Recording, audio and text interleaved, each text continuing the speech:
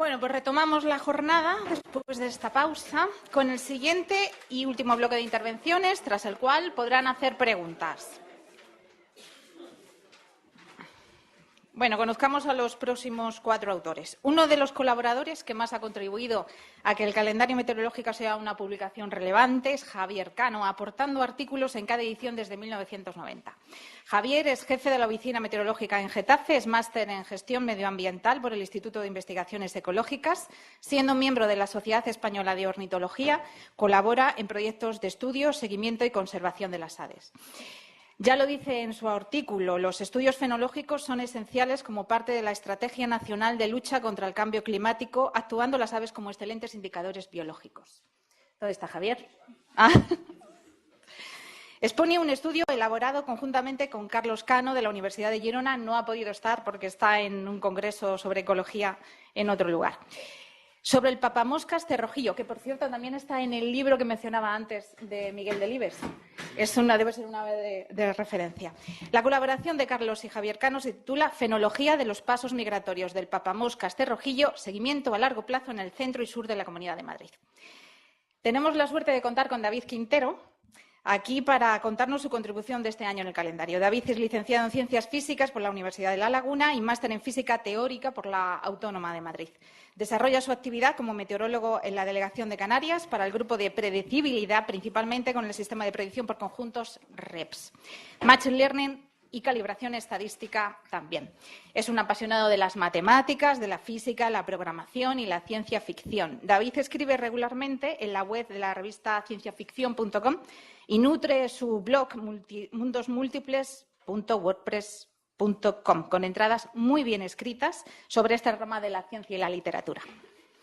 El año pasado nos contaba cómo acondicionar Marte para hacer posible la vida del ser humano allí. Fíjense que en un año ya nadie duda de que al menos hay una decisión firme de encontrar a toda costa la manera de hacer de ese planeta nuestro plan B. Este año resume 4.500 millones de años de la Tierra en 12 páginas en el calendario y 10 minutos de intervención.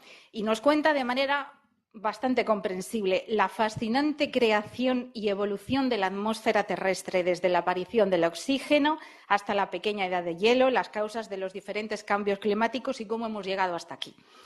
Después, Luis Alberto García Monti, de la Delegación Territorial de AEMET en Aragón, físico y meteorólogo y máster en energías renovables, doctor en Ciencia y Tecnología, alta especialización en energías renovables, pilas de combustible e hidrógeno por la Universidad Internacional Menéndez Pelayo. Trabajó en el sector informático en los departamentos de Ingeniería y Networking. Fue técnico de meteorología en la Dirección de Protección Civil y responsable del Grupo de Trabajo Formación y de los contenidos técnicos del área en la Asociación Empresarial Eólica en Madrid. Desde el año 2011 es investigador invitado en el Centro de Automática y Robótica del CSIC, donde llevó a cabo su tesis doctoral sobre balances energéticos. Actualmente desempeña su trabajo como observador en la OMA de Zaragoza. Luis hace un estudio orientado a un tema muy de actualidad, que es ya una apuesta firme, el cambio del uso de la energía procedente de los combustibles fósiles a las energías renovables. Decía Tony Seba, se lo comentaba antes, Tony Seba es profesor de energías limpias en Stanford y es el gurú de Silicon Valley. Decía que en el 2030 el 90% de la energía mundial será solar. Dice que la gasolina estará obsoleta, que la nuclear ya está obsoleta y que seremos capaces de generar nuestra propia energía para el uso cotidiano en casa. Así que será muy importante lo que nos tenga que decir Luis con su contribución, identificación de los flujos de energía solar para garantizar la demanda residencial en climatización y agua caliente. Y terminaremos con la intervención de Alejandro Méndez, físico por la Universidad de Salamanca. Empezó como alumno en prácticas con Paco Martín León, en predicción numérica con Javier Calvo y desde hace algunos años es Ángel Alcázar, el afortunado que cuenta con él en la consejería del programa de Cielo Único en Aeronáutica, donde sé que realiza un magnífico trabajo como jefe de la Unidad de Meteorología Aeronáutica. Alejandro nos cuenta de qué curiosa manera hemos fijado nombres para evocar hechos o cosas que realmente no se corresponden con la realidad. Después de todas las intervenciones, turno de preguntas. Yo me voy a poner de pie. Buenos días a todos. Bueno, pues a continuación les voy a presentar un trabajo, un seguimiento fenológico a largo plazo. Venga, sí, voy a intentarlo. Un seguimiento a largo plazo de 40 años de una especie migratoria, el papamoscas cerrojillo, y este trabajo se ha centrado fundamentalmente en unas localidades, en 4 localidades del centro de la Comunidad de Madrid. Aquí les presento la especie, el papamoscas cerrojillo, una ave insectívora, migratoria. Se trata en este caso de un macho en primavera y la hembra tiene otro aspecto, por tanto tenemos un dimorfismo sexual, una misma especie con 2 formas diferentes. Sin embargo, el macho, cuando termina la época de reproducción, muda rápidamente y adquiere el mismo plumaje que la hembra, con lo cual en el paso migratorio de primavera lo podemos identificar los 2 sexos, que eso es muy importante para, como veremos a continuación, mientras que en el paso de otoño, al tener el mismo plumaje, pues es imposible distinguirlos. Esta especie se distribuye a nivel mundial, en la época de primavera, cuando viene a reproducirse en prácticamente la totalidad de Europa, en los bosques maduros de toda Europa y parte de Siberia occidental, llegando hasta el río Yenisei, y también en una franja del norte de África.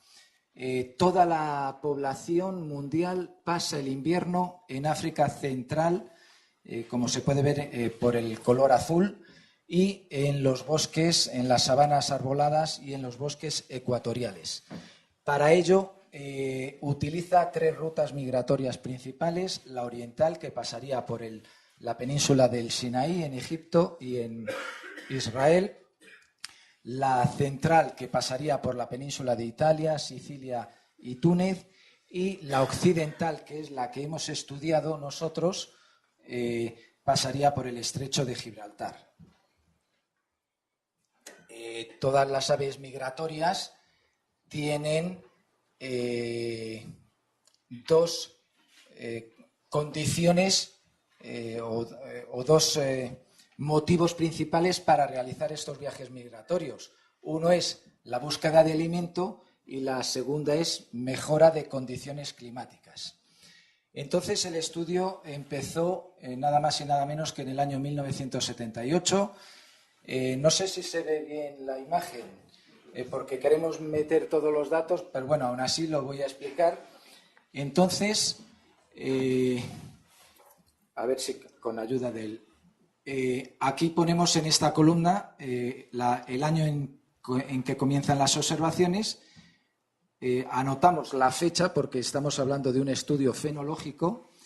Anotamos la fecha y a continuación el número del año que hace en el calendario, para luego hacer los cálculos matemáticos de forma más fácil.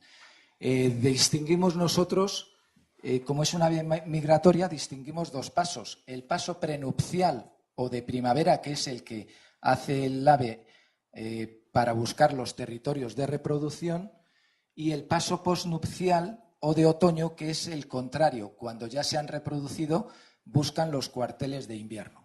Entonces anotamos para ello la fecha de llegada del paso prenupcial y a continuación hacemos lo mismo para cuando detectamos los últimos que están en ese paso, anotamos esa fecha.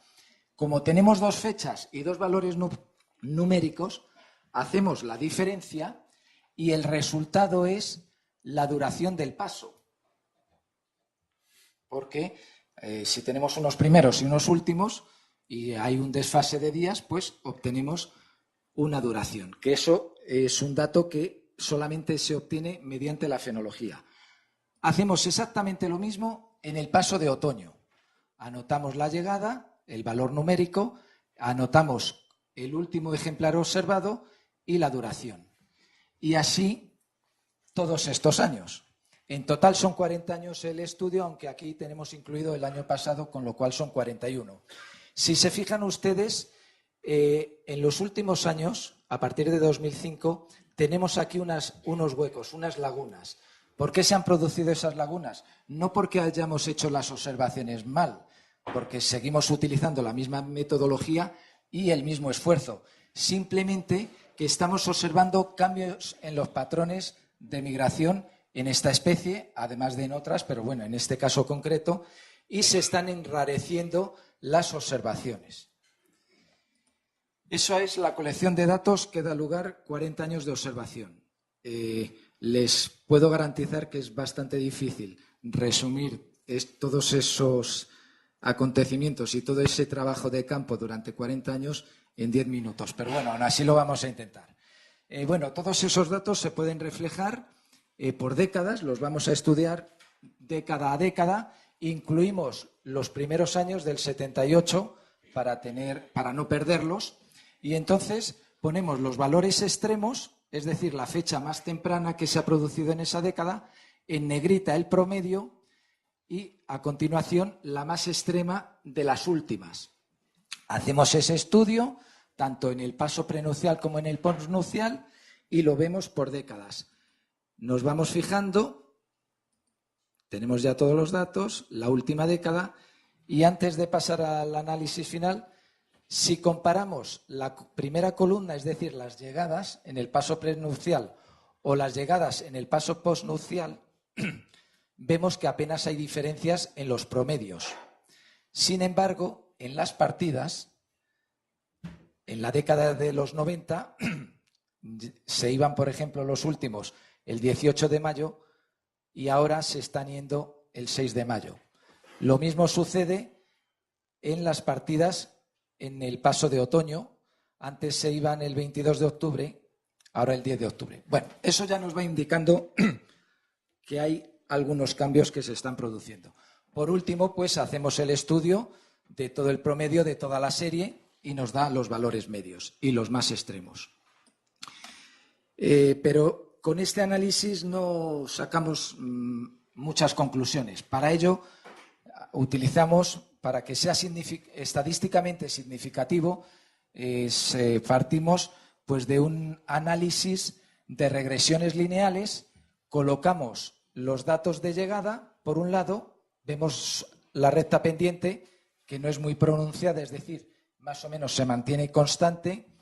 El de la partida, vemos que hay una pendiente pronunciada y como consecuencia de ello la duración del paso prenupcial también tiene esa pendiente tan manifiesta. Entonces, para que el nivel de significación sea importante, pues la probabilidad tiene que ser del 0,05 y hemos obtenido una probabilidad del 0,05, 5 milésimas, con lo cual es significativo y nos está diciendo que el periodo de paso prenupcial se ha cortado y ahora queremos saber cuánto se ha cortado. Hacemos lo mismo con el paso posnupcial, es decir, vemos que la llegada prácticamente es constante, no ha cambiado las fechas, pero la partida efectivamente manifiesta una pendiente pronunciada, lo mismo que la duración. Hacemos el mismo análisis, teníamos una probabilidad en este caso del 0,32, lo cual nos sigue diciendo que es significativo esos cambios. Otro análisis. En primavera, acuérdense de lo que hemos dicho, el macho y la hembra tenían plumajes diferentes. Si tienen plumajes diferentes, yo anoto qué sexo veo antes. Y entonces,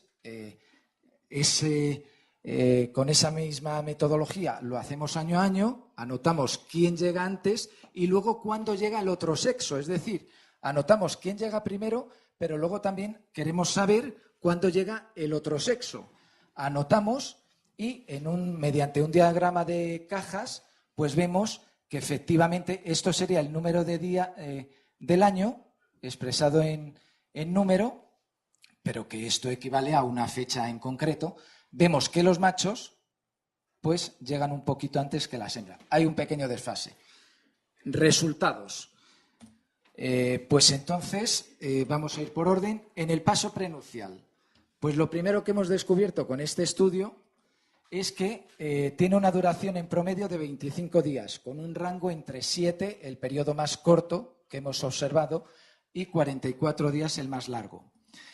El paso postnupcial vemos que es claramente más largo, 65 días, con un rango entre 45 y 99 días. ¿Por qué es más largo?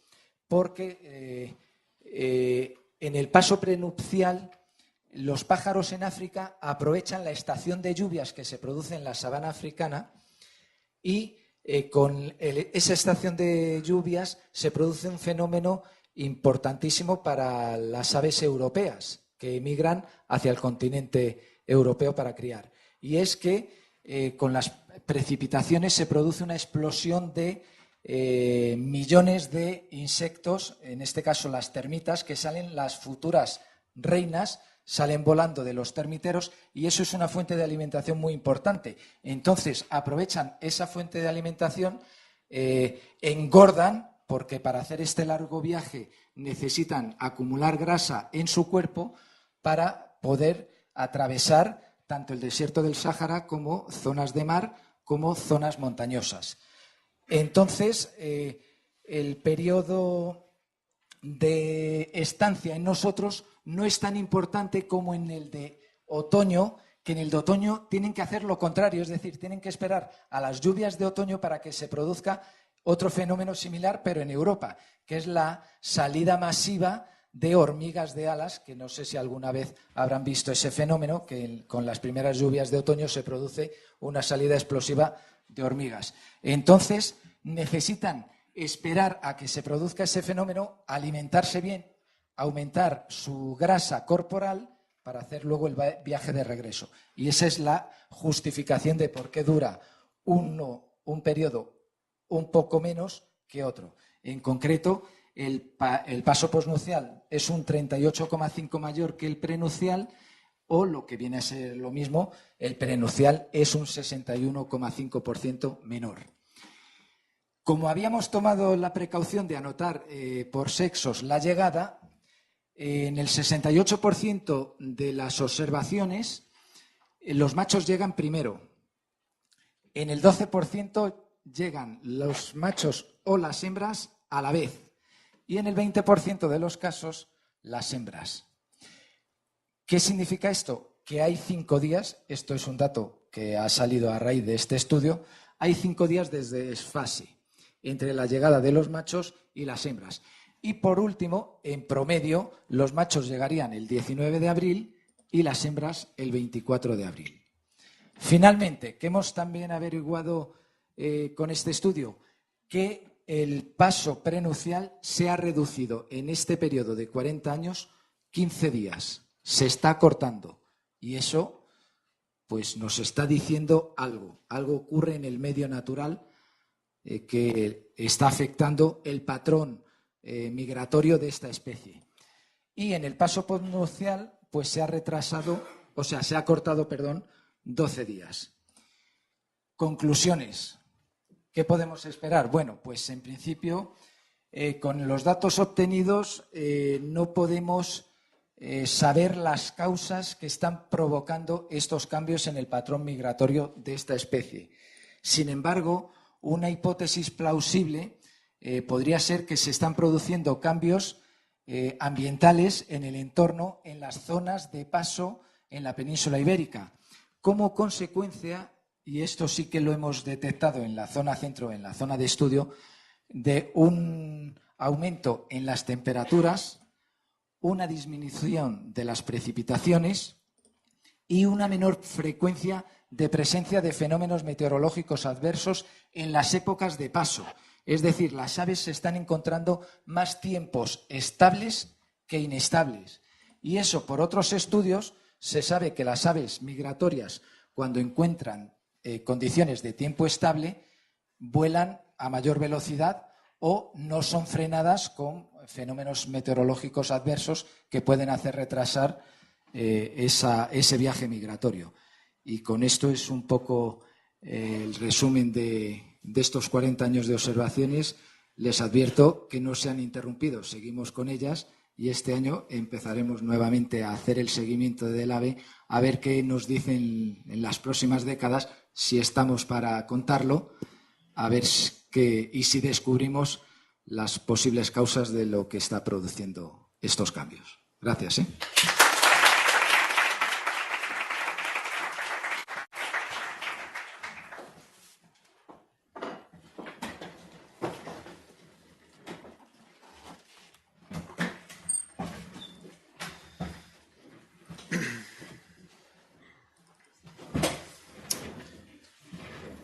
Bueno, pues soy David de Canarias y voy a tratar de resumir, como bien ha dicho Yolanda, 4.500 millones de años en 10 minutos.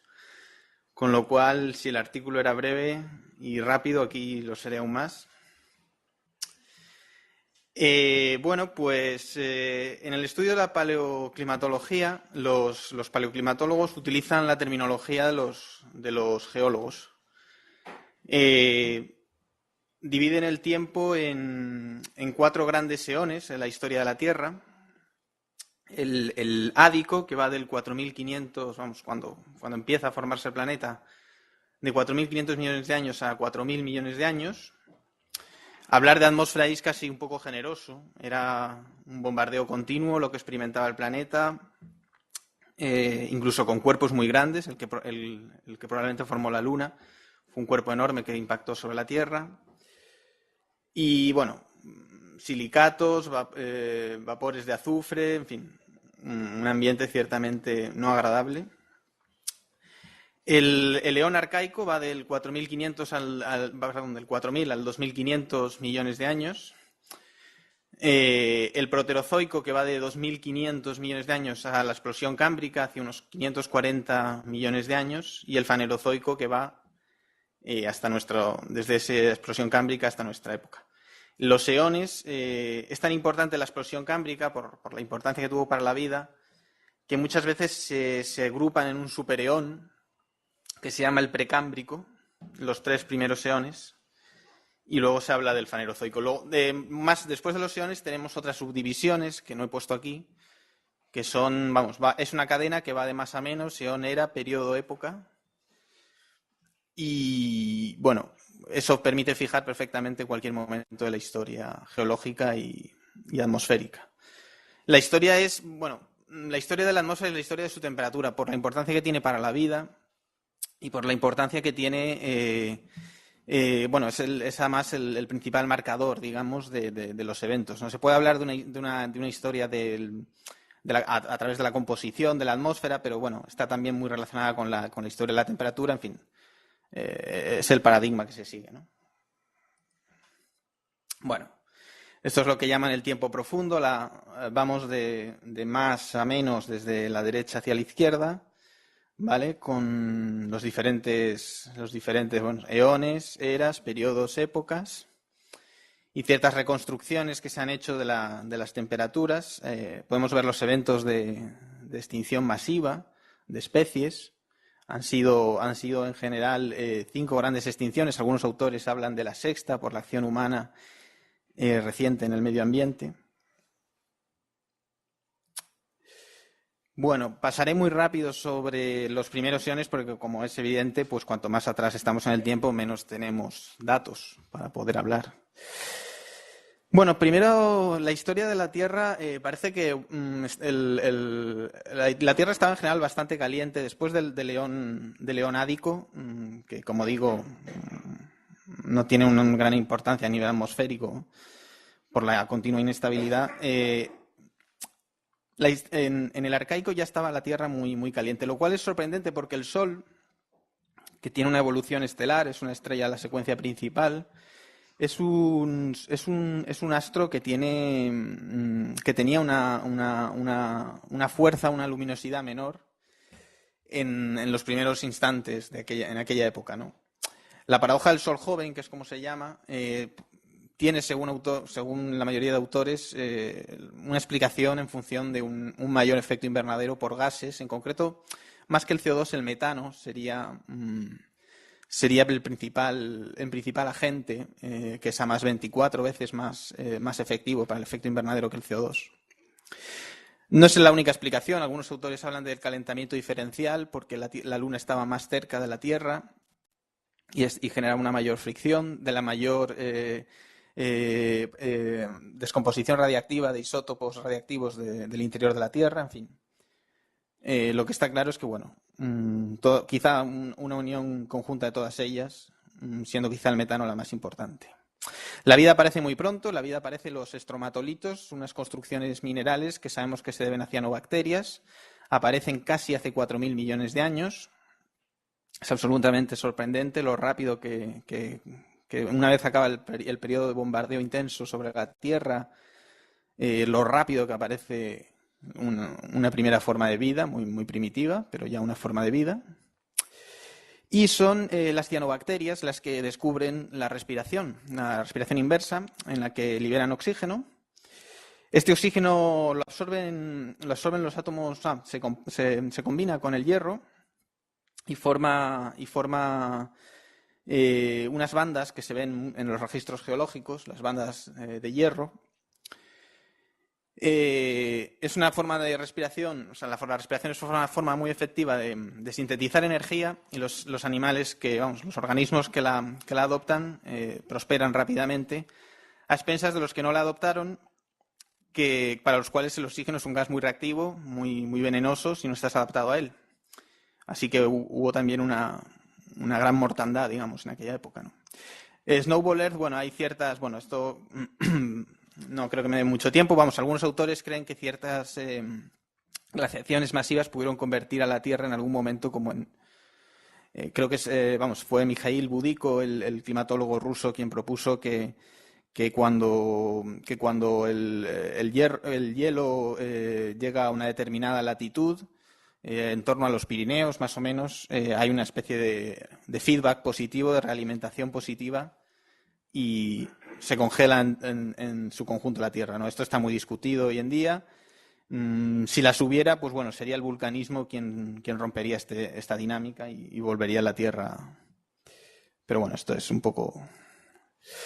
Bueno, pues el eón fanerozoico es el que nos vamos a centrar desde la explosión cámbrica, hace 540 millones de años hasta ahora.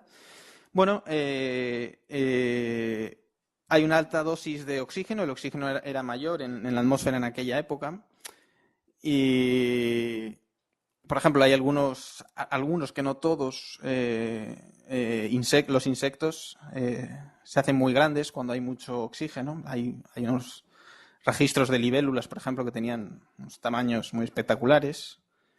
Y bueno, hay algunos eventos importantes. Tenemos bueno, la extinción del Pérmico Triásico, que es la mayor extinción en la historia de la vida de la Tierra, asociada probablemente a una época de vulcanismo extremadamente intenso en Siberia, la llamada Gran Mortandad. El 90% de las formas de vida desaparecieron. La extinción KT, que es la que conocemos del fin de los dinosaurios, asociada probablemente al impacto de un meteorito. Hay una cosa muy interesante que además se estudia mucho porque, bueno, tiene relación, está muy conectada con nuestra época actual, que es el máximo térmico del Paleoceno-Oceno, que es creo que se ve el PTM, ese pico inmenso que se desconoce realmente a qué se debe, ese pico muy, muy instantáneo. Y bueno, los sospechosos habituales, como digo en el artículo, probablemente un meteorito, hubo una época de vulcanismo masivo. Algunos autores hablan de un cambio relativamente drástico en la órbita de la Tierra también. Bueno, en general vemos que la serie tiene una tendencia al enfriamiento, ¿no? Es decir, desde hace unos 60, desde el Eoceno, desde la extinción de los dinosaurios, la Tierra tiende al enfriamiento. Probablemente sea el papel de la Antártida que se separa y queda encapsulada, generando una realimentación positiva en el clima. No es la única explicación. Se habla de un mayor reparto del calor a través de las corrientes, sobre todo la del Golfo, de una mayor orogenia y meteorización, es decir, drenaje del dióxido de carbono de la atmósfera combinando con los silicatos de las rocas. Algunas teorías más especulativas sobre si estamos en un área en la que en la órbita alrededor del sistema solar, alrededor de la galaxia, hay más densidad de polvo. ¿Vale? Esta es la tendencia, en fin, ha sido clara al enfriamiento, hablando a rasgos muy grandes. Como veis, la gráfica oscila una barbaridad. Vale. Una cuestión muy interesante es la de los ciclos de Milankovitch. Es verdaderamente bonito. O sea, que había edades de hielo es algo que se sabía desde los siglos XVIII. En fin, el escritor Johannes Wolfgang Goethe habla de las edades de hielo. Era más un apasionado del estudio de la naturaleza. Se pensaba que la importancia para la edad de hielo era la fuerza del invierno, pero fueron posteriores estudios los que dieron a entender que no era tan importante la fuerza del invierno como la debilidad del verano para derretir el hielo, ¿no? Entonces, Milutin Milankovitch calculó a 65 grados norte la insolación que tendría el tope de la atmósfera en función de los parámetros orbitales de la órbita de la Tierra. Un cálculo nada trivial a nivel matemático, a sugerencia de un personaje que nombraba antes, Mikhail Budiko. Entonces, esta colaboración entre Budiko y Milankovitch, Milankovitch utilizó esos tres parámetros: la precisión de los equinoccios, la nutación y la excentricidad de la órbita. Hoy en día sabemos que hay algún parámetro más que se puede tener en cuenta, como la rotación de los ábsides de la órbita de la elipse de la Tierra, casi circunferencia alrededor del Sol, pero no lo consideró en su día Milankovitch. Es interesante ver que hay un problema en los ciclos de Milankovitch. En general ajustan razonablemente bien en el último millón de años las variaciones de temperatura en la Tierra, pero resulta curioso que la señal más débil, que es la de los 100.000 años, la excentricidad de la órbita, es la que resuena más en la gráfica. Esto podría ser un grave problema, pero la señal más fuerte es la de la nutación, los 40.000 años. Podría ser un problema. Se piensa que probablemente tiene que ver una resonancia con el movimiento de las masas de hielo. Las masas de hielo sobre el terreno se mueven lentamente y la señal orbital más larga resonaría con el movimiento costoso de esas masas de hielo lentas, ¿no? Entonces, eso habría hecho quizá que sea en la señal, luego cuando se mide la temperatura, que sea la señal más importante. Vale, ya cada vez más cerca del tiempo, pues tenemos un enfriamiento, el Younger Dryas, el Dryas reciente, que hay quien dice que, por ejemplo, que indujo a establecerse a los seres humanos y a descubrir la agricultura,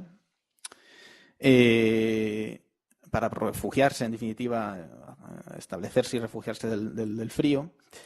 Luego hay algunos eventos así que son curiosos, por ejemplo, un calentamiento medieval y la pequeña edad de hielo, que es quizá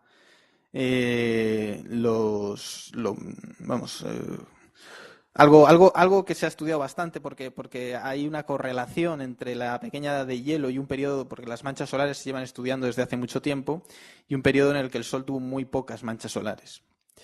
Cuando el Sol tiene muchas manchas solares, su actividad es mayor y en principio pensamos que el clima debería calentarse más. De todas maneras, esto es un tema también muy debatido. Bueno, ya sabemos que en estadística correlación no implica causalidad. La influencia, se piensa que la influencia del Sol, de los ciclos de manchas solares en el Sol en general, sobre el clima en la Tierra, es una influencia bastante pequeña. Entonces, en fin, de todas maneras ya cada vez son señales más sutiles. En general, como se puede ver, cuando más cerca estamos en el tiempo, más sutil es capaz de apreciar la señal, ¿no?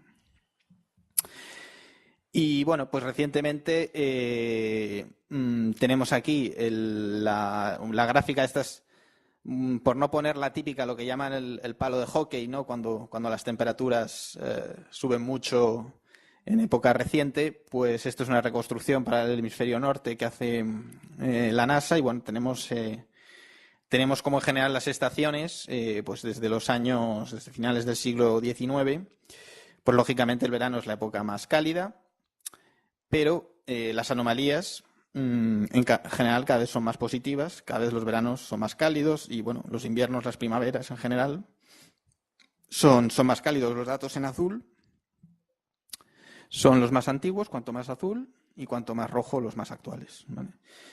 Así que, bueno, esto es en lo que estamos ahora y, como pongo ahí, pues quizá el gran reto para el futuro.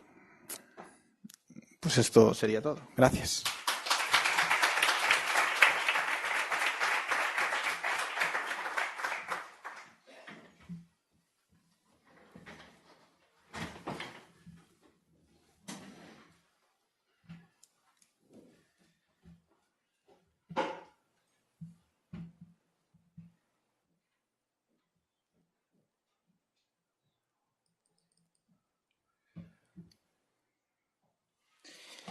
Hola, buenos días. Bueno, mi nombre es Luis. Algunos me conocéis seguramente, o la mayoría creo que no. Lo primero quiero agradeceros que me habéis invitado a participar en este calendario, que yo lo conozco del año 1986. De hecho, aquí acabo de verlo en el expositor. Me trajo muy buenos recuerdos con esa hoja otoñal.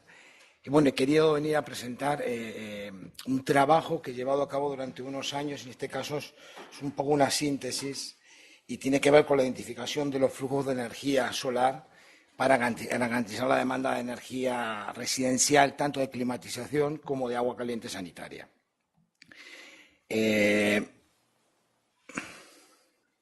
Perdón.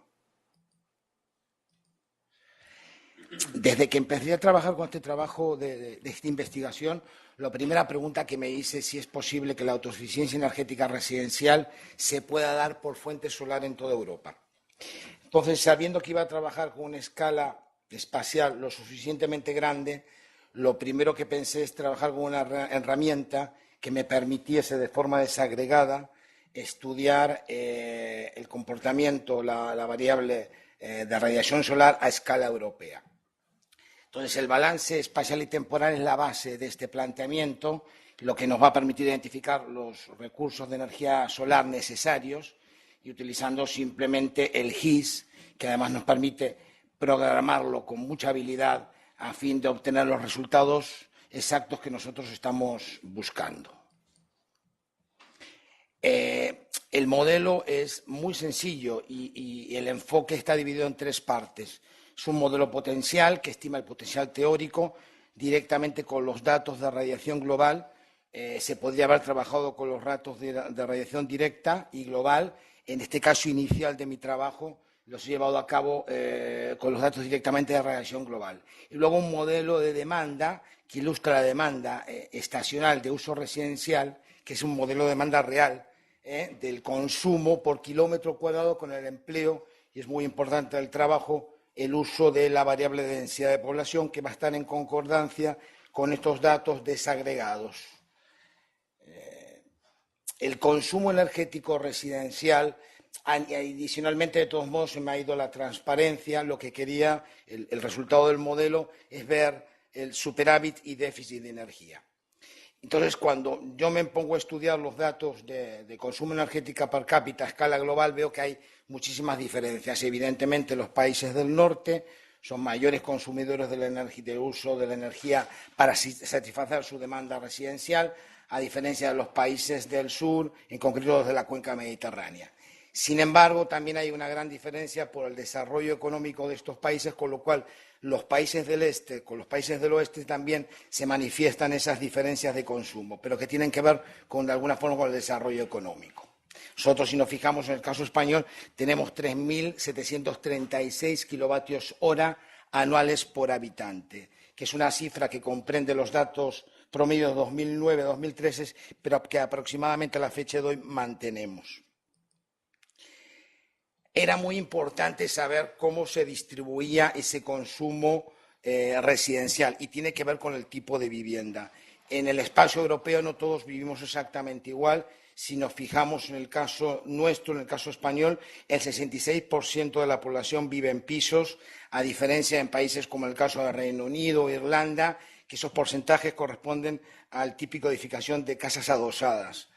Hay otros países, caso Croacia, Noruega, donde se sitúan la vivienda residencial en tipo casas unifamiliares.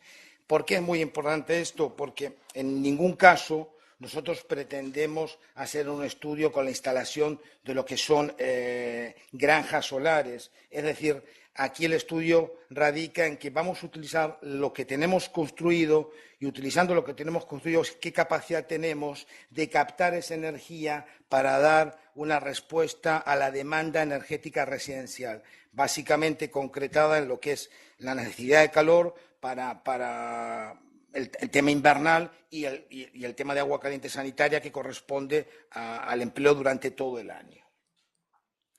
Entonces, teniendo en cuenta esto y viendo que el planteamiento del proyecto de investigación era la escala europea, a nivel temporal, era muy importante dividirlo en espacios estacionales, con lo cual la variable que más facilidad me permití, de hecho en esta casa ha habido varios estudios para diferenciar los consumos de tipo residencial, es el empleo del gas. El gas, a través de la Comisión Europea, en este caso de Eurostat, de la Oficina Estadística, nos permite inferir cómo son los consumos de gas en cada país correspondiente al espacio de la Unión Europea en cada estación del año. Y eso nos va a permitir entonces ver cómo se comporta esa demanda de energía a lo largo del año. ¿Por qué? Porque el uso de los otros vectores energéticos, incluido la electricidad, tienen un comportamiento distinto a lo que es la curva del gas. La curva del gas es principalmente la que nos permite inferir con más detalle cómo va a ser el consumo dependiendo de la estación del año. Entonces, teniendo en cuenta los datos de irradiación global en superficie, aquí muy similar al caso de nuestro compañero de Benito, yo he trabajado con los datos del reanálisis de Interin. Desde 1979 adelante los tenemos disponibles.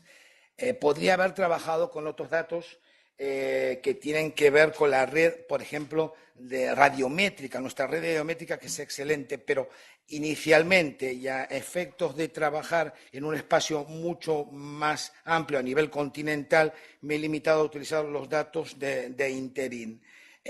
Sin duda, haciendo correcciones y empleando otras variables también incluidas en Interin, como la cobertura nubosa, que yo en este caso que presento aquí, luego más adelante en mis estudios sí la llegué a emplear, pero en este caso que no la he empleado, podríamos reducir de alguna forma la cantidad de radiación solar que va a estar disponible en las superficies de las viviendas en el territorio europeo.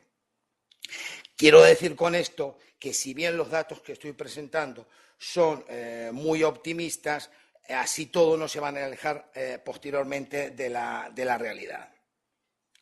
Entonces, la radiación de las viviendas se puede estimar por metro cuadrado en la horizontal y multiplicado entonces por la cantidad de habitantes por vivienda y por los metros cuadrados disponibles por habitante, correspondería entonces al potencial teórico acumulado estacional. Es decir, no me sirve tener una gran cantidad de energía en un espacio en el que yo no lo voy a poder aprovechar. No estoy hablando de una energía distribuida, estoy hablando directamente de una energía donde el que consume genera en el mismo lugar.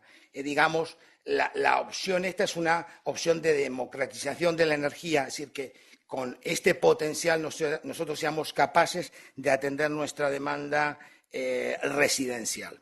Entonces, diferentes estudios hay de cuántos metros cuadrados disponibles tenemos en el espacio europeo a nivel habitante. Y la primera aproximación, tanto dado por la Oficina de Eurostat como por la OECD, se considera que tenemos aproximadamente unos 40 metros cuadrados por habitante de uso residencial. Estos datos también son realmente muy optimistas. Luego, en trabajos posteriores, y teniendo en cuenta el tipo de vivienda que mencioné anteriormente, estos metros cuadrados se van a poder incrementar o reducir. Evidentemente, si estamos viviendo, como en el caso nuestro, con un 66% de la población en edificios, este valor, sin lugar a dudas, se va a reducir. No vamos a tener esos 40 metros cuadrados disponibles. Sin embargo, cuando hablamos de energía distribuida, pero que atienda directamente la demanda, vamos a poder utilizar dentro del mismo espacio donde vivimos lo que son lugares terciarios, es decir, colegios, hospitales, sitios muy cercanos a los barrios en donde podamos incluir esa captura de energía para atender directamente la demanda residencial. Teniendo en cuenta esto, tan simple como hemos iniciado el estudio, quiere decir que el balance es la energía útil, que es la superficie de captación, teniendo en cuenta esos metros cuadrados de reducción a la hora de captar la energía disponible sobre la energía consumida, que es directamente la demanda real. Y aquí mostramos directamente dos estaciones que son bien diferenciadas, en este caso verano e invierno, y vemos que los valores de inviernos en los países de la cuenca mediterránea se garantiza la satisfacción energética para la demanda residencial y de agua caliente sanitaria prácticamente durante todo el año. No ocurre lo mismo en esta estación en los países más septentrionales, en los países escandinavos principalmente. Es decir, que podríamos garantizar con estos datos, que, insisto, son optimistas, pero no se alejan demasiado de la realidad, que solamente a nivel espacio europeo podríamos considerar que es el verano el que podría satisfacer a la totalidad de la demanda energética residencial a escala europea. Como conclusión, podemos decir que la energía por habitante en cada región está condicionada por los factores, sin duda, que todos conocemos, que es zona climática relacionada con su latitud, altitud sobre el nivel del mar y proximidad o lejanía de áreas marítimas. Esto va a influenciar mucho en el tipo de vivienda que vamos a construir y la demanda de energía que vamos a necesitar para satisfacer la demanda de calor. La accesibilidad de los ocupantes de la energía y la forma de satisfacerla según su grado urbano. No es lo mismo vivir en un suburbio, vivir en una ciudad, que vivir en un pequeño pueblo. El nivel de vida de la población, que ya hemos visto las diferencias de consumo entre determinados países de la Unión Europea y otros, sobre todo del este hacia el oeste, menor consumo en el este, mayor consumo en el oeste, y la energía solar incidente a lo largo de todo el año sobre los edificios. Se garantiza a escala continental la satisfacción de la demanda solo durante el verano, como hemos visto en la presentación anterior sobre el balance energético. Desde la zona central de Europa hacia el sur y cubriendo todo el área mediterránea, las posibilidades de autosuficiencia se presentan favorables en todas las estaciones del año. Igualmente, habría que tener en cuenta las directivas de la Unión Europea relativas a la eficiencia energética. Sin duda, a mayor eficiencia energética, mayores ratios de exceso de energía, mayor eficiencia en el consumo de la energía, dado que su respuesta en marcha aumentaría los valores del balance entre la disponibilidad y necesidad de la energía, al proponer un cambio a una economía más eficiente en el consumo de la energía. Ello, a su vez, propiciaría la difusión de soluciones tecnológicas innovadoras y una mejora de la competitividad en la industria de la Unión Europea, impulsando el crecimiento y creando empleos de alta calidad en sectores relacionados con la eficiencia energética. Esto lo he leído tal así porque de alguna forma lo recojo directamente de las directivas europeas y de los proyectos que tenemos hacia adelante, 2020, 2030, ahora con la incursión del coche eléctrico y demás, de eficiencia energética y de reducción del consumo energético, sobre todo atendiendo al sector residencial en toda la órbita europea. Pues nada más. Gracias.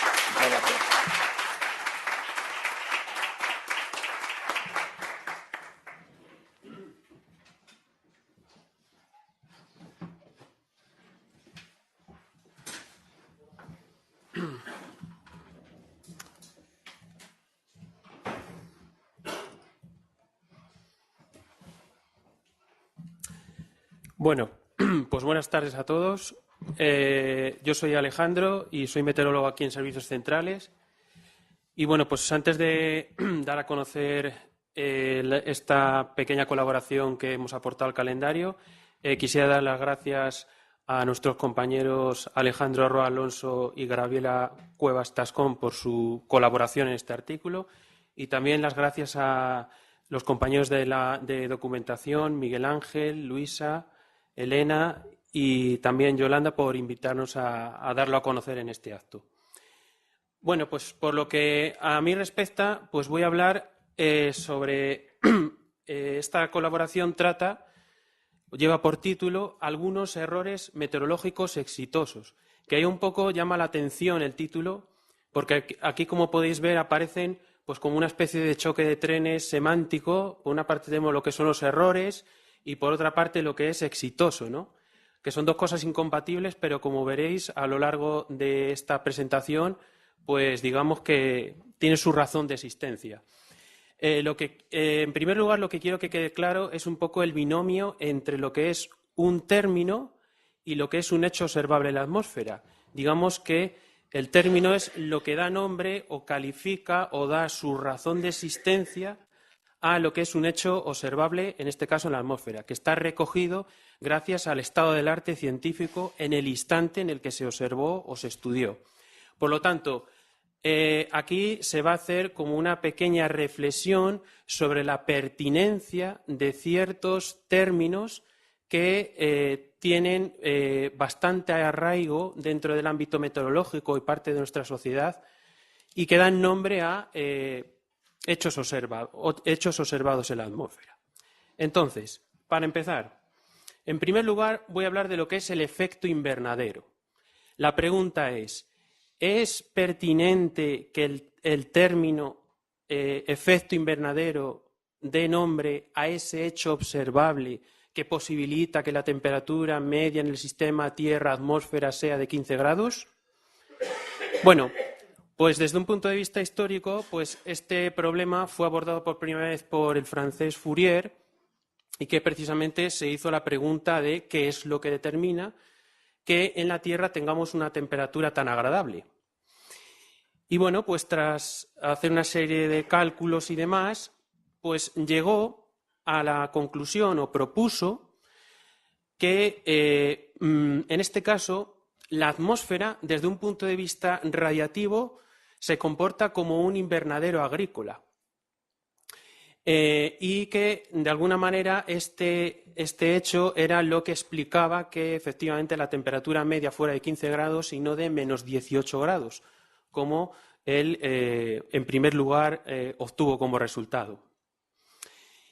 Y, bueno, pues digamos que este dibujo, por lo tanto, ilustra pues este primer modelo conceptual que propuso, en este caso, Fourier, para explicar el hecho de que la temperatura media en el sistema Tierra-atmósfera fuera tan agradable. Pero claro, tiempos después, la mecánica cuántica pues, llevó al traste este modelo conceptual. Fue en este caso John Tyndall, un ingeniero ferroviario inglés, quien realmente dio una explicación plausible de qué es esa característica que determina esa temperatura media de 15 grados. Y que, como bien sabemos, la Tierra, el sistema Tierra-atmósfera, desde un punto de vista relativo, no se comporta como un invernadero agrícola, porque en un invernadero agrícola, pues, digamos que el calentamiento que se produce en su interior es debido al aislamiento térmico y material de la masa de aire que está en el interior de este. Y eso no ocurre en la atmósfera, porque si no, no tendríamos convección. Y la causa o la clave está en este caso, la sabiduría que ha aportado la mecánica cuántica, y es, en este caso, en la absorción que se produce en la radiación de longitud de onda larga por parte de ciertos compuestos. Por lo tanto, digamos que el efecto invernadero en sí es un error en el sentido de que no se corresponde con la realidad, porque ya sabemos que la clave está en que el efecto invernadero, entre comillas, es debido a esa digamos, mayoría silenciosa que tenemos en la atmósfera, representada por la mezcla daltoniana de un 78% de oxígeno y de un 21% de oxígeno, que es transparente, en este caso, a la radiación terrestre y a esa minoría absorbente, en este caso, que, como bien sabemos, es el CO2, el vapor de agua, el metano, etcétera. Por lo tanto, digamos que esta ilustración representa o es un poco una visión romántica del primer intento que, en este caso, se tuvo para explicar lo que es este fenómeno, que, como ya os he mostrado, pues efecto invernadero es un error en cuanto a su concepción, pero fue un éxito en cuanto a su difusión, ya que está perfectamente asentado en la actualidad. Bueno, por otra parte, vamos a hablar de otro error exitoso, que es la precipitación. Digamos que, por lo tanto, aquí la pregunta es ¿cuál es el origen o cuál es la etimología o el origen de la palabra precipitación? Bueno, pues si se hace una pequeña búsqueda informal por la bibliografía correspondiente o por buscadores de Internet, encontraremos que la palabra precipitación procede del latín precipitare, que ahí lo muestro, y que viene a significar algo así como lanzar desde una altura, lanzar locamente algo a su realización, y que, bueno, pues realmente la palabra precipitación fue introducida en el siglo XIX por el médico francés Charles Leroy y que, de alguna manera, hace alusión a ese hecho observable que es la humedad caída sobre el suelo, ya sea en forma sólida o en forma líquida, y que la palabra precipitación tiene su origen en las primeras teorías de disolución química del agua en el aire atmosférico, porque se pensaba que, en este caso, de la misma forma que el agua disuelve la sal, pues de forma análoga el aire disuelve el agua, de forma que el excedente precipitaba en forma de, en este caso, en compuesto ya sea en forma sólida o en forma líquida, en forma de lluvia, en forma de nieve en este caso. Y por lo tanto, pues como vemos, gracias al desarrollo posterior de la microfísica de nubes y un poco a la mejor comprensión de, en este caso, de los procesos de evaporación y condensación del agua, que es una misma sustancia que está presente en la atmósfera en sus tres estados de agregación, dieron un poco al traste con esta primigenia teoría de la disolución que, de alguna forma, intentó dar una explicación a este hecho observable. Por lo tanto, una vez más, vemos que, al igual que en el efecto invernadero, la precipitación constituye un error en cuanto a su concepción y un éxito en cuanto a su difusión, porque pues, hoy en día, pues, ¿quién no habla o quién no conoce pues, la precipitación y sus formas? Y luego, por otra parte, también voy a mostrar aquí otro error exitoso, que es, en este caso, el de las ondas de Lie. Esto de ondas de Lie pues, es un término que está muy arraigado en la bibliografía castellana sobre dinámica atmosférica. Y claro, pues parece que ninguno de los meteorólogos, científicos, comunicadores o eruditos de la materia se ha preguntado por la existencia de ese señor Lie que de alguna forma humaniza a este tipo de ondas. Al igual que en el caso de las ondas de Rossby. Y realmente Rossby existió, fue en este caso un meteorólogo muy famoso y que de alguna forma apadrinó eso que se llama como ondas planetarias. Y por lo tanto, en este caso, las ondas de Lie, pues de alguna forma pues parece que está en analogía con lo de las ondas de Rossby. Y bueno, pues según hemos estado viendo, pues nosotros proponemos que ondas de Lie se corresponde a un error en el sentido de una mala traducción, porque en este caso las ondas de Lie son las ondas de montaña que se producen a sotavento de las cadenas montañosas, es decir, a sotavento, que en inglés es leadward, que leadward etimológicamente procede del anglosajón leas, que significa refugio o zona protegida, es decir, aquella región del espacio que está cobijada de la influencia del viento incidente. Y por lo tanto, una vez más, pues bueno, esto constituye un error en cuanto a una mala traducción, porque una traducción no es una transacción, sino que es un poco hacer una equivalencia entre dos idiomas y poniéndolo en un contexto. Por lo tanto, en castellano, digamos que lo más saludable sería hacer una referencia a lo que son ondas de montaña y no, en este caso, ondas de Lie. Y luego, ya por último, otro error exitoso es el de la parcela de aire.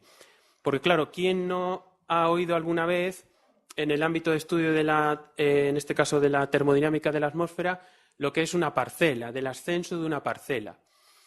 Y bueno, y en este caso, pues parcela de aire, ese concepto de parcela tiene su origen en una traducción un tanto burda de lo que es el concepto inglés de air parcel. Y bueno, pues en este caso, lo más adecuado o lo más saludable en aras de evitar, pues bueno, pues como ahí tenéis la representación gráfica, ¿no?, de situaciones que están muy alejadas de la realidad atmosférica, lo más, digamos, saludable o lo más correcto sería hablar de una porción de aire o, por ejemplo, como habla Francisco Morán en su obra de termodinámica de la atmósfera, que es bastante huidizo de lo que es parcela de aire, y en ella hace referencia un poco a estrato de aire, una capa de aire, etcétera. Y bueno, pues nada más por mi parte. Así que bueno, espero que haya sido de vuestro interés, o por lo menos por mi parte espero que haya sembrado una gran cantidad de dudas o incertidumbres para que cojáis con ganas el calendario y en concreto esta modesta colaboración. Muchas gracias.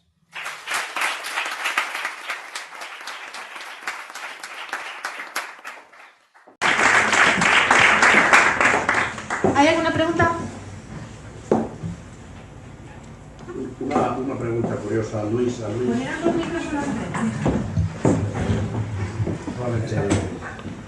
Has dicho que has utilizado para tu estudio la globalización, los tratados de globalización de gas, de consumo global de gas, que son muy diferentes de los de la electricidad. Eso has dicho. Correcto. ¿Cuál es la causa principal?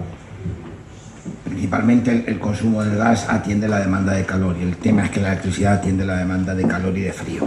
Entonces, básicamente esa es la parte fundamental en la que no podemos de alguna forma estimar o inferir con la demanda de electricidad la demanda estacional.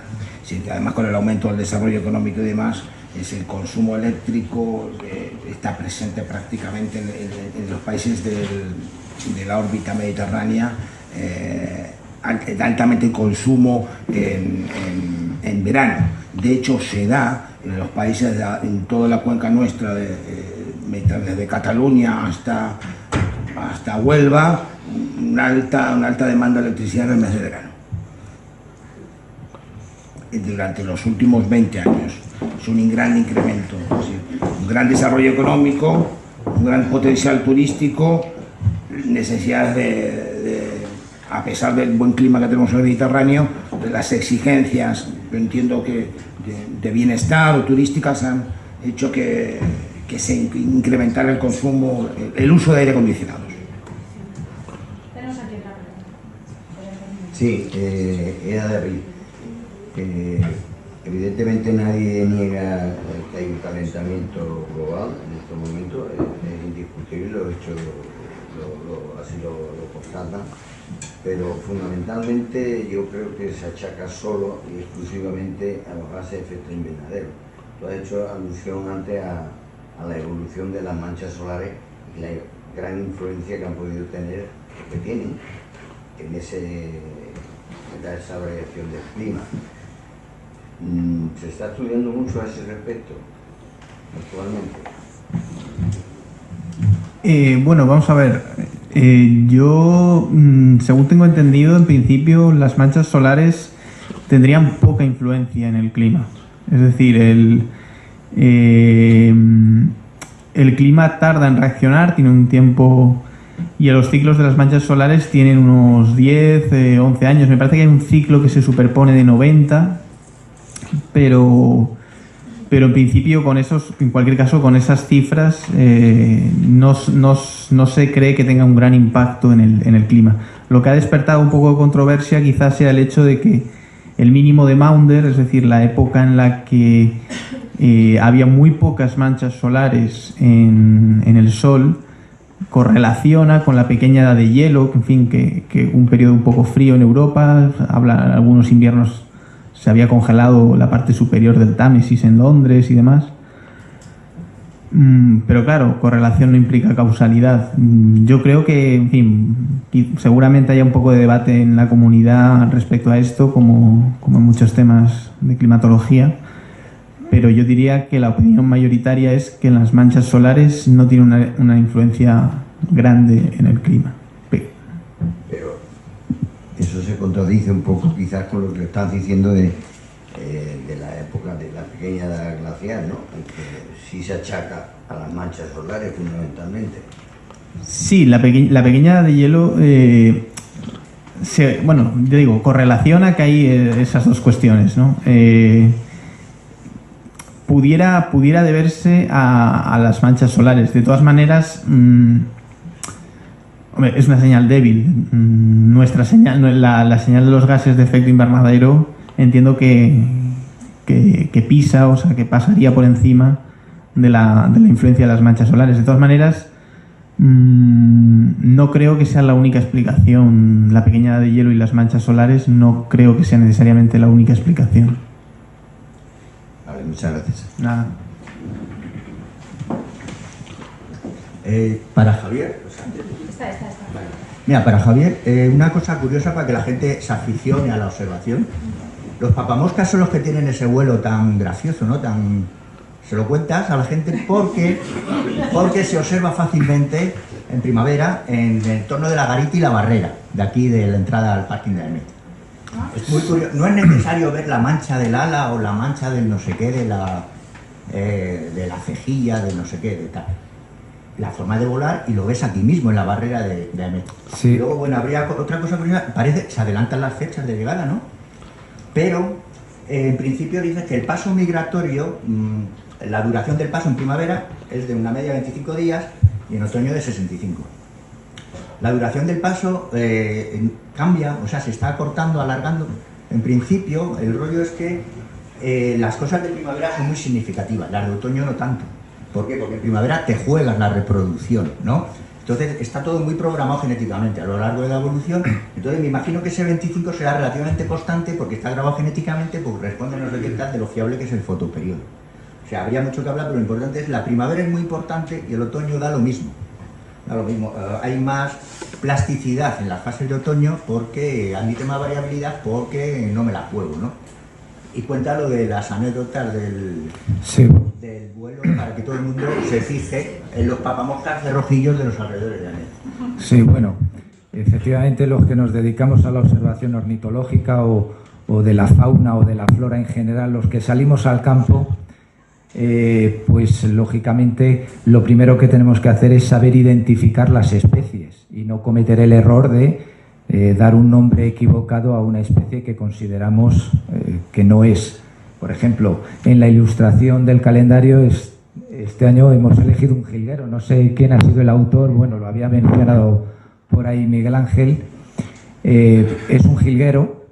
Los insectos ya no me meto porque habría que verlo con más detalle, pero vamos, el pájaro, que es de lo que más entiendo, es un jilguero. Pues efectivamente hay muchas especies de aves en España, alrededor de 500, bueno, casi 600 especies diferentes. En el conjunto de Europa son 800, es decir, que tenemos en España la mayor biodiversidad de especies de aves del continente, porque tenemos una variabilidad de ecosistemas y de paisajes y de climas que no lo tiene el resto de Europa. Finlandia tiene bosques extensísimos, pero son de coníferas, son monótonos, de una o dos especies. En España tenemos bosques mediterráneos, estepas, llanuras cerealistas, lagunas o ecosistemas húmedos, bosques de caducifolias, de hayas o de robles, en fin, una diversidad que eso hace enriquecer. Las observaciones, efectivamente, no hay que irse muy lejos para hacer trabajos de fenología. De hecho, este trabajo de 40 años de seguimiento no me he tenido que ir expresamente al campo a observar el papamoscas. Lo he visto justo en los parques y jardines de las propias ciudades donde se ha hecho o de las localidades donde se ha hecho. Es decir, que simplemente con echar un vistazo y ver lo que tenemos en nuestro entorno más cercano, podemos hacer trabajos de cierta entidad o de cierta profundidad, incluso de rigor científico. Entonces, nuestra especie protagonista, pues lógicamente, para ser identificada, tiene un comportamiento en el vuelo, como decía Juan Antonio, que es muy peculiar. Solamente se la ve volar cuando va a atrapar el insecto del que se quiere alimentar. Y para ello, él está posado en una rama, está vigilando, cuando detecta la presa, va por ella, hace un corto vuelo y se posa en otra rama o en otro punto diferente. Hay una especie de la misma familia que el papamoscas, que es el papamoscas gris, que tiene un comportamiento similar, pero bastante diferenciado a él. Él se posa en una rama, cuando detecta su presa, la atrapa, pero retorna otra vez al mismo punto de inicio. Entonces son esos elementos de diagnóstico que fácilmente uno lo puede identificar, que especies con un plumaje parecido, pero se comportan de forma diferente o cantan de manera distinta, y esos son elementos de diagnóstico para identificar las especies. Bueno, eso por un lado. Y la segunda pregunta, efectivamente se han acortado, con este estudio fenológico se han acortado los periodos. El de primavera, si se acorta mucho, ya es que ni llegan. ¿Y por qué lo que decíamos de por qué el periodo de primavera es más corto, y si se acorta más nos quedamos sin papamoscas, se nos extinguen si no llegan a reproducirse en Europa? ¿Por qué en ese periodo, además de ser corto, que ya lo había explicado, que es porque como vienen con esa grasa no necesitan permanecer más tiempo aquí en Europa, sino que hacen el viaje lo más corto posible? Pero hay otro motivo, y es el que justifica por qué hay ese desfase entre los machos y las hembras. ¿Por qué llegan los machos antes que las hembras? Porque los machos, entre sus funciones, además de copular con la hembra para procrear, es elegir el territorio en el que van a nidificar. Y para ello los machos se tienen que dar mucha prisa para escoger precisamente los mejores territorios disponibles. Y eso incluye un agujerito en un árbol, un territorio adecuado donde haya muchos insectos, y además tengo que defenderlo frente a la llegada de otros machos. Por eso es ese desfase que se ha detectado, y también se detectó en su momento en otro trabajo independiente hecho por investigadores del CSIC, y que además coinciden con nuestros datos, con lo cual parece que los que estudiamos la fenología también sabemos hacer las cosas bien. Entonces, se sabe que los machos tienen que ir antes de las hembras, precisamente porque tienen que buscar el territorio donde van a intentar reproducirse. El que llegue tarde tiene menos posibilidades de reproducirse. ¿Y ese trabajo no podrían hacerlo las hembras? Pues ahora, como estamos con el tema de igualdad también, pero parece que la misión del macho en la mayoría de las especies de los animales es defender el territorio. Y eso lo vemos, nos guste o no nos guste. No quiero decir con nada con que las mujeres no sean capaces de hacerlo, no entremos en polémica, pero desde el punto de vista biológico parece que los machos, o en la mayoría de las especies, tienen la misión, entre otras, de defender el territorio. Un león es mucho más grande y más fuerte que una leona porque tiene que defender el territorio, porque si vienen otros leones a robarle sus hembras, además de que la pelea es a muerte entre los machos, el macho que entre de otro territorio a procrear con las nuevas hembras, la primera misión que tiene es matar a las crías de la descendencia anterior, ¿Por qué se hace eso? Porque la hembra, al no tener crías y no amamantarlas, entra en celo antes y ese macho puede cumplir su función a la que ha venido, a dejar sus genes. Así de egoístas somos todos los seres vivos y así nos comportamos.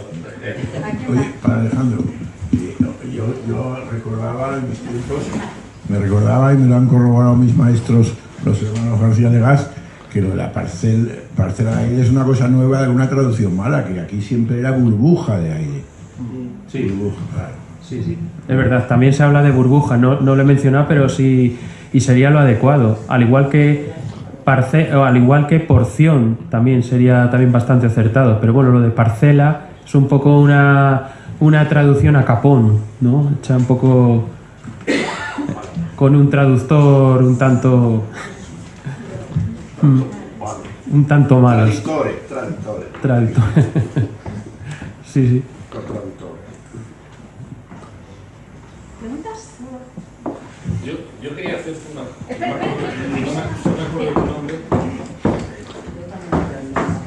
Hola. En tu trabajo comentas de manera clara que el estudio y los modelos que utilizas son para área residencial, ¿no? Pero ¿y qué pasa con el área industrial y la agrícola? Pues el área industrial seguramente, no he trabajado con el sector de industrial, seguramente el área industrial tiene grandes excesos también de energía. Imaginémonos que si el área residencial ya nos permite utilizar sus superficies para la captación, el área industrial mucho más aún. Y el área agrícola, no me especifico, pero es como hablar cuando hablo de grado urbano, de alguna forma lo que quiero significar que las áreas no agrícolas sino rurales, le llamo yo rurales, agrícolas ya sería totalmente aisladas, vamos a entendernos como áreas rurales, bueno, estarían dentro de lo que se llama justamente el sector unifamiliar, con lo cual los niveles de captación serían muy muy altos. Lo que ocurre que en estos estudios lo más importante es el sistema de conexión que tengamos. Por un lado tenemos la autosuficiencia energética aislada, completamente aislada, que podría ser el caso de las áreas rurales, y lo que de alguna forma hemos estudiado nosotros es esa generación distribuida, ligada a donde yo consumo, yo produzco, pero de alguna forma que esté conectada a la red. En las siguientes partes de la investigación hablamos también de la forma de almacenamiento. Entonces, es muy importante tener en cuenta que en el caso de este estudio, la misma red es el almacenamiento. Es decir, que lo que nosotros estudiamos es el balance neto. Es decir, si a mí me sobra energía, yo lo que quiero es que, gracias a Dios, en este último periodo hemos visto el tema de los peajes. Acordáis que había el gobierno anterior nos había puesto una penalización por generar, ahora ha cambiado. Entonces, el hecho de poder generar, que me sobre energía y verterla a la red, eso satisface a toda la comunidad. Esa es la forma de lo que es para mí el almacenamiento de energía. No porque no existan otras formas de almacenamiento de energía, que las existen, pero hablamos de otros costes, otras implementaciones que tienen que ver con baterías, que tienen que ver con subir bombear agua, muchas opciones que podemos tener, o materiales de cambio de fase, pero estamos hablando de unos costes ya más adicionales, y lo que intentamos en el mundo residencial es, con los mínimos costes posibles, atender la demanda del sector. Y quería hacer hincapié solamente en esto cuando el doctor Gabriel Gas me preguntó. Lo que ocurre entre las dos curvas, la de gas y la eléctrica antiguamente en el verano nos bajaba, evidentemente teníamos un mínimo consumo. El desarrollo ha propiciado que el consumo eléctrico sea estandarizado durante todo el año. Con lo cual es la única curva de gas, porque el gas realmente lo utilizamos para calefacción, para calentar agua. El resto no. Esto lo utilizamos todo el año en todos los países europeos. Y además la curva de gas es la única que está presente en el espacio europeo, en la totalidad. Excepto en determinados países como los escandinavos, Noruega concretamente, que gracias a su hidraulicidad, las represas hidroeléctricas le permiten atender el 85% de la demanda energética, residencial y de todo tipo. Ellos el petróleo que tienen no lo usan para atender su demanda. El petróleo lo utilizan para venderlo y otras cosas. Ellos utilizan sus hidroeléctricas.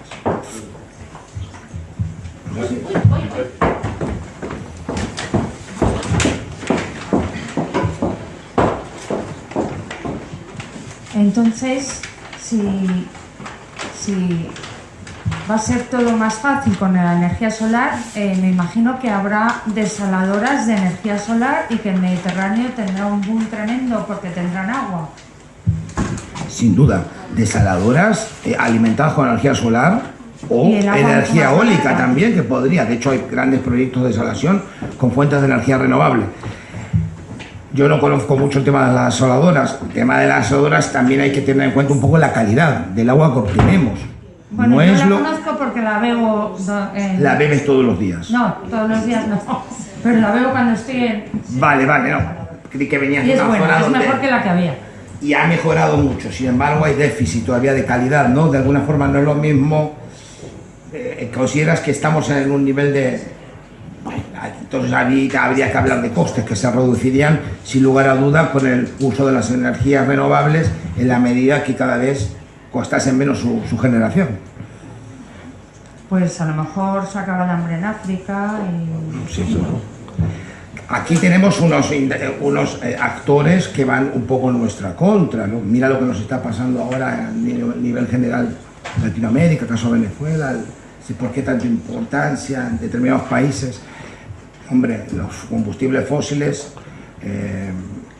grandes generadores de energía, en manos de determinados intereses, no va a ser fácil esta transformación del mix energético, ¿no? Creo que podemos tener muchos enemigos también enemigos o intereses que hacen que determinadas fuentes se permanezcan todavía, aún más. Ya. Bueno, pues si no hay más preguntas, cerramos la jornada. Muchas gracias.